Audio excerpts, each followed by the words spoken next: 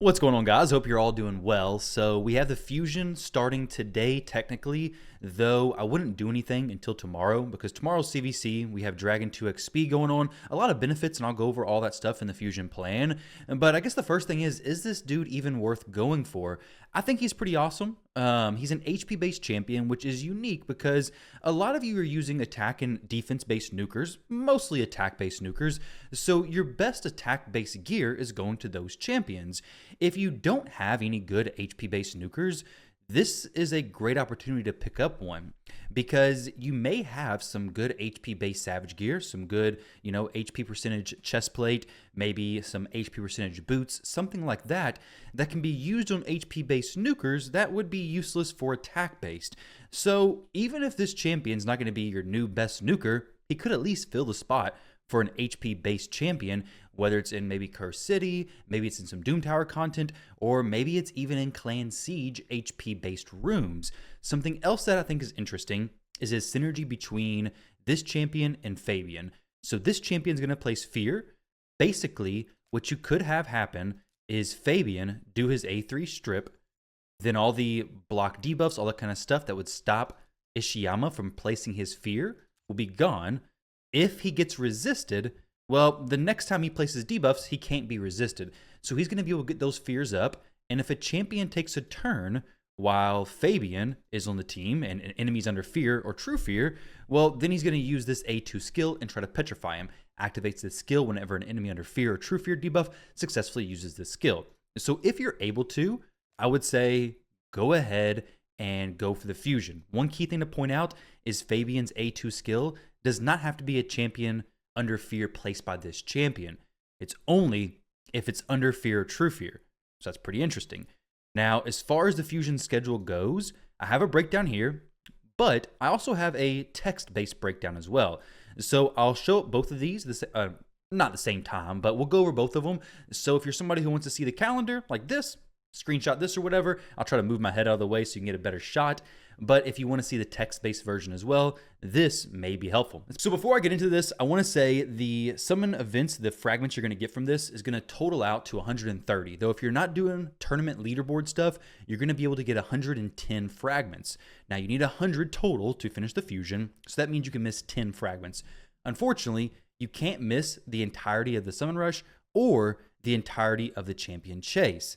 So you got to get some summoning done during both of those events. I got a feeling you may be able to miss a little bit of the summon rush, the second half, and you'll have to do the entire next half of the champion chase. In my opinion, I would plan your resources to basically do the summon rush, which is probably going to be sacred shards, possibly primals to help you out. There should be a 2x void during champion chase, but it could be a 2x primal. We could get primal events during the summon rush as well. Not really sure. I guess we're going to have to wait and see.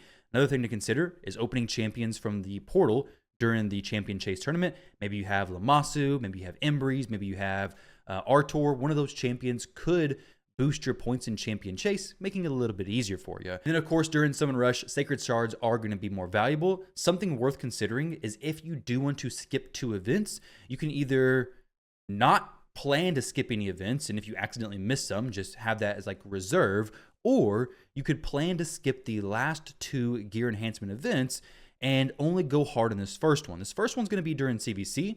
You can pick up some extra points during that. And if you're somebody who's kind of low on silver most of the time, you could skip these 2 gear enhancement events and actually be okay. Because the other things, the Ice Golem, Dragon, Spider, and Fire Knight are all going to be able to be double dipped or even triple dipped with champion training or Dungeon Diver. Tomorrow is a personal reward CVC with some pretty good rewards. So these are going to be the clan relics. So if you're worried about pushing your account to end game, getting the most of your account, you should definitely be getting any relics, any opportunity you can, basically. So your clan's probably going to be pushing for a victory here. And personal rewards, this is the time to do it. If you're in a high tier, whether it's in the clan rewards or personal rewards, either one, you're going to get even better stuff. So a great opportunity to get some more clan relics. Let's assume you're going to go for this. Save your stuff for tomorrow. So tomorrow, we're going to have a chance to, 1, get 2x speed from Dragon, which isn't amazing, but it's an extra chance to get more speed gear, the best stuff from Dragon. But we're also going to be getting a chance to triple dip with champion training and dungeon diver event starting tomorrow as well. During CVC, get yourself a good dragon solo champion as high as you can go. Get your champion training event at least progressed on, as well as the dungeon divers knocked out a good chunk. And then of course, finish the dragon tournament during this 2x speed.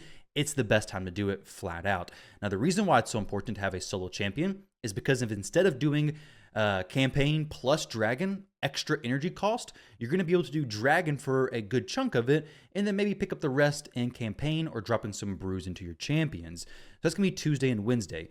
Now, during CVC, Wednesday, you definitely should be upgrading your gear at that point. So level your gear right here. Silver is very difficult to come by. We have our free gear removal stuff drop off a few days ago, unfortunately, or I guess today maybe, but you're not going to be able to move your stuff around for free, so you're going to see your silver dropping even faster. I really hope they bring that around for longer term, but either way, Wednesday is when you should be upgrading your gear. This is going to give you a lot of CVC points. It's going to be able to knock out all of this gear enhancement event if you plan it out correctly, and it's just flat out the best time to do it. After upgrading your gear on Wednesday, you're going to be looking at the Ice Golem tournament. Ice Golem is going to be on Thursday. Ideally, you have a solo champion for there as well. You're going to knock out some of the champion training as well as the dungeon diver event. Finish those both out, because if not, Friday morning, those are probably going to end very early for most players.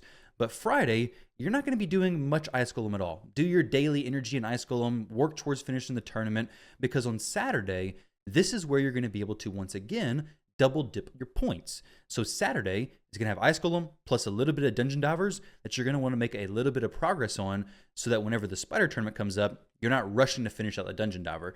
So do some Dungeon Diver then. You're getting 2x Curse Gear during that event, which Curse Gear is incredible for Hydra, though I'd say Provoke is up there close to it, but Curse Gear can definitely fit into a lot of teams as well. So it's a very powerful set in general. Definitely farm it during this time. Cursed and Provoke are two of the most impactful sets for pushing high-end Hydra teams. For Friday, we're going to be opening shards. We're going to be not doing much Ice Golem farming, just a little bit there. But then we move into Saturday. We have the Ice Golem tournament lasting the remainder of the day. And then we have a Dungeon Diver starting that day as well. Now, this Dungeon Diver is a little bit weird because it doesn't overlap a whole lot into the Spider Tournament. We have it on Monday with the Spider Tournament, but Sunday's nothing. So we have the later half of the Ice Golem Tournament at the beginning of the Dungeon Diver event, and then we have the end of that Dungeon Diver event dipping into the Spider Tournament as well. So you want to do Ice Golem a good portion, and then Spider a good portion. Of course, if you need to do more Ice Golem, you need more Cursed Gear, more Provoke, whatever it may be, then do a little bit extra Ice Golem. But if you need more Spider accessories, which you probably don't because we have tons of accessories everywhere, then if you do need more, do Spider a little bit heavier. It's also a great way to get silver by selling those accessories. That's going to be the plan for Saturday. Now, for Sunday, you're basically going to be doing a chill day, essentially. Take your day off. You got Classic Arena to do. Start some of the champion training. Maybe you can level some champions up, take them up to the next rank, get them ready for that Spider solo farming that's going to come on Monday. So on Monday, build your solo Spider farmer, maybe even a duo or even a triple team, a trio. Get them farming some champions, level those champions up, progress in the champion training as well as the Spider tournament. Drop some brews in your champions that you summoned from the summon rush. Hopefully you got some rare champions. Well, hopefully you didn't. Hopefully you got some champions that you want to level up. Level those champions during this time. Of course, you can do those on Sunday as well. And hopefully get a good chunk of this done. And then spend the next chunk of time, at least during the Dungeon Hour event, going hard with this champion training. Tuesday, you're going to be leveling your gear after selling it from Spider. Spider's a great way to get silver. And the gear enhancement, you're going to need more silver, assuming you're not skipping it. Wednesday, you're going to be using your Spider Solo Farmer to finish champion training, as well as start on Dungeon Diver number 3. It's going to be the beginning of it, so Wednesday is going to be a day that's a pretty high energy use day. So Spider Tournament, finish it off. Dungeon Diver, get a start on it. Champion training, make sure it's finished on Wednesday. Thursday is going to be when the Fire Knight stuff begins. Now, Fire Knight, you're not really going to be able to do champion training very easily, but champion training's already ended. So we only have Dungeon Diver plus Fire Knight going on, which is perfectly fine. You can do as high as possible on hard mode, ideally, to get the most savage gear, the highest, I guess, quality savage gear you possibly can, because it is going to be 2x savage. Now, during this time, of course, Thursday and Friday is going to be going pretty hard in Fire Knight. Then you have Friday, Saturday, and Sunday. That's basically going to be finishing up your Fire Knight and Dungeon Diver, doing your champion chase, whatever the summoning pool for that is, and then your arena battles, which you should be doing pretty consistently anyways, so it's not going to be that difficult. I typically complete those without even paying attention. And then, of course, gear enhancement, if you're going for that, finish it then. But if you're not, and you decided to, save your silver, just skip these events, which you can, then don't even worry about the gear enhancement. These being finished off, you should be pretty good. So whatever you decide to do, there are ways you can approach this to save your silver, maybe save some energy. But to be honest, I believe skipping the gear enhancement or some of the summon events are going to be the most valuable. With the summoner events, it's probably going to be 5 fragments at the beginning, 10 at the end. So if you miss them during the summon rush, you're going to have to do some summons to begin with. But the champion chase, you'd have to get it fully complete, or vice versa if you decide to swap it. Now, something else to consider if you're a spender is typically during these fusion events, they will offer you some fragments to purchase.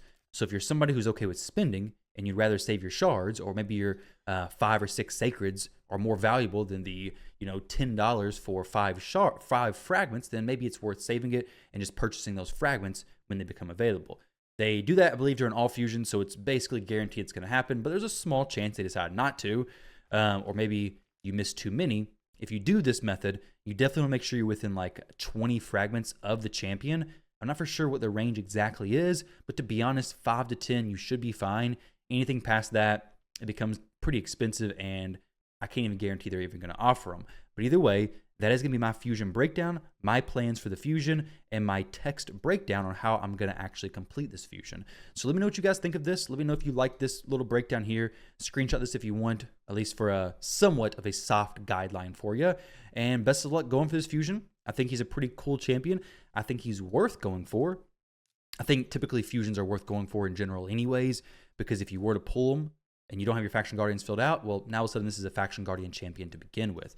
So best of luck, guys. I don't think he's like a mind-blowingly insane champion who's going to change everybody's account, but I think he could definitely help on some players' account and will be beneficial during those HP or spirit rooms and whatever content you're doing where you're looking for champions and you only have Mortu Macabre who just isn't doing enough for you.